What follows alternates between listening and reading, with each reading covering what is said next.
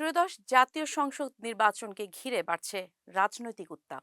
মনোনয়ন বাতিলের বিরুদ্ধে আপিল শুনানিতে প্রতিদিনই বদলাচ্ছে প্রার্থীদের ভাগ্য। আজ আপিল শুনানির চতুর্থ দিনে আরও 53 জন প্রার্থী প্রার্থিতা ফিরে পেয়েছেন, তবে 15টি আপিল নামঞ্জুর করেছে নির্বাচন কমিশন। এ নিয়ে মাত্র 4 দিনে 203 জন প্রার্থী মনোনয়ন বাতিল থেকে ফিরে পেলেন নির্বাচনের মাঠ।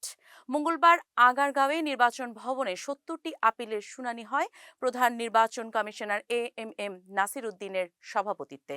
এর আগে 723 জনের মনোনয়ন বাতিল আর আপিল জমা পড়ে 645টি। এর আগে 4 জানুয়ারি যাচাই বাছাই শেষে রিটার্নিং কর্মকর্তারা 723 জন প্রার্থীর মনোনয়নপত্র বাতিল ঘোষণা করেছিলেন। আপিল শুনানির প্রতিটি দিনেই পাল্টে যাচ্ছে নির্বাচনের সমীকরণ।